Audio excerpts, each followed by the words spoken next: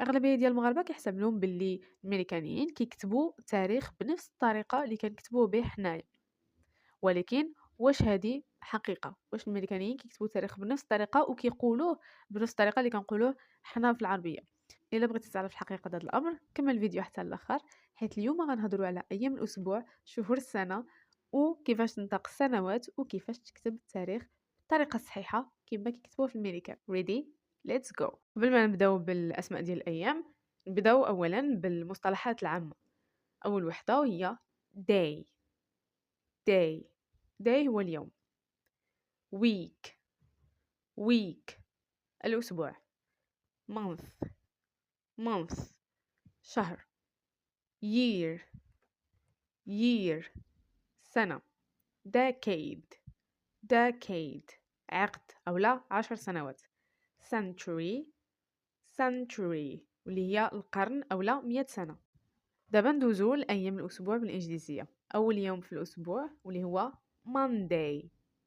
Monday. Monday هو الاثنين. I have a meeting every Monday.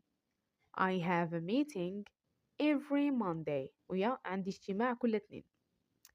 I start my new diet on Monday. I start my new diet on Monday. غنبدا الريجيم ديالي نهار الاثنين. Tuesday. Tuesday. Tuesday هو الثلاث. I go to the gym on Tuesdays. I go to the gym on Tuesdays. كنمشي للاصال كل ثلاث. We have English class this Tuesday. We have English class this Tuesday. عندنا حصة ديال الإنجليزية هاد الثلاث. Wednesday. Wednesday. إلا رديتو البال هنايا ما قلتش Wednesday وقلت Wednesday مع أنه كاينة دي تما. الأربعاء كنقولوا له Wednesday وماشي Wednesday. هذا غلط كيرتكبوه بعض الناس، ولكن في الحقيقة هاد الكلمة كتنطق Wednesday. So Wednesday هو الأربعاء. Wednesday is the middle of the week. Wednesday is the middle of the week. الأربعاء هو وسط الأسبوع. I visit my friend every Wednesday. I visit my friend every Wednesday. كنزور صاحبتي كل أربعاء. Thursday. Thursday. Thursday هو الخميس. I finish work early on Thursday. I finish work early on Thursday. كنسالي الخدمة بكري نهار الخميس. Let's go to the gym this Thursday. Let's go to the gym this Thursday. يلا هنمشيو لاصال هاد الخميس. Friday. Friday. Friday هو الجمعة. Friday is a spiritual day for us. Friday is a spiritual day for us. الجمعة هو يوم روحاني بالنسبة لنا. I usually hang out with friends on Fridays. I usually hang out with friends on Fridays. أنا غالبا ما كنخرج نتسارى مع صحابي كل جمعة. Saturday. Saturday. Saturday هو السبت. I sleep late on Saturday. I sleep late on Saturday. كنعس معطل نهار السبت. We go grocery shopping every Saturday. We go grocery shopping every Saturday. كنمشيو كنتسخروا كل سبت كنتسخروا، ولكن الجروسري هي كنتسخروا من المارشي كل سبت. Sunday. Sunday. Sunday هو نهار الحد. Sunday is for relaxing. Sunday is for relaxing. الأحد مخصص للاسترخاء. I prepare my meal plan on Sunday night. I prepare my meal plan on Sunday night. كنوجد القائمة ديال المخطط ديال الأكلات اللي غنعمل في الأسبوع نهار الأحد بالليل. ودابا ندوزو لشهور السنة. أول شهر في السنة واللي هو يناير. January. January. I set my goals in January. I set my goals in January. كنحدد الأهداف ديالي في يناير. February. February. February هو فبراير. Example, February is the shortest month. February is the shortest month. فبراير هو أقصر شهر. مارس March March. Spring starts in March. Spring starts in March. فصل الربيع كيبدا في مارس. أبريل April April. Example I graduated in April. I graduated in April. أنا تخرجت في أبريل. May May. Example May is a beautiful month. May is a beautiful month. شهر ماي هو شهر جميل. يونيو June June. The weather gets hot in June. The weather gets hot in June. الجو كيبدا يولي سخون في شهر يونيو. يوليوز July July. Example July is perfect for weddings. July is perfect for weddings. شهر يوليوز هو شهر مناسب بالنسبة للي بغى يعمل الأعراس. غشت August August. The sun is strong in August. The sun is strong in August. الشمس ولا القيلة كتكون قوية بزاف في شهر غشت. شتنبر September September.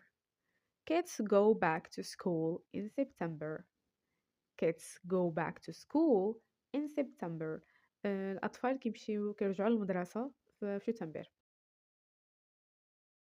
أكتوبر October October. The leaves change color in October. The leaves change color in October. الأوراق كتبدا يتبدل اللون في شهر أكتوبر. نوفمبر November November. It starts raining in November. It starts raining in November. الشتا كتبدا تطيح في نوفمبر. دجنبر December December. December is the last month of the year. December is the last month of the year. دجنبر هو آخر شهر في السنة. وصلنا للموضوع الرئيسي لهذا الفيديو واللي هو واش الامريكانيين كيقراو التواريخ بنفس الطريقة كيف ما كنقراوهم حنا في العربية. بالنسبة للبريطانيين فهما كيقراو التواريخ بنفس الطريقة ديال العربية، يعني كيبداو بالنهار الشهر عاد العام. ما الامريكانيين فلا، الامريكانيين كيبداو بالشهر عاد النهار عاد العام. ديو المثال ديال هذا النهار الأربعاء 21 يناير 2026. بالإنجليزية البريطانية غنكتبو 21st January 2026. ولكن إلا بغينا نعطيو التاريخ شفهيا غنقولو the 21st of January 2026. أما في الإنجليزية الأمريكية غنكتبو January 21st 2026. وإلا بغينا نقولوها شفهيا غتبقى هي January 21st 2026.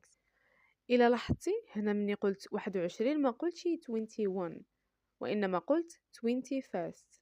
علاش في نظرك؟ حيت في التواريخ عدد الوحدات ما كنقراوهش كرقم وإنما كنقراوه كترتيب.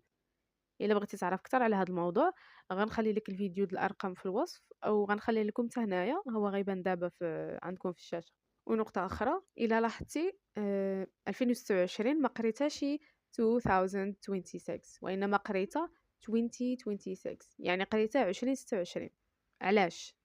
حيت السنة في التاريخ كتقرا جوج الأرقام بجوج الأرقام، يعني مثلا 2025 ما نقراوهاش 2025 غنقراوها 2025. 2030 2030 بحال هيدا.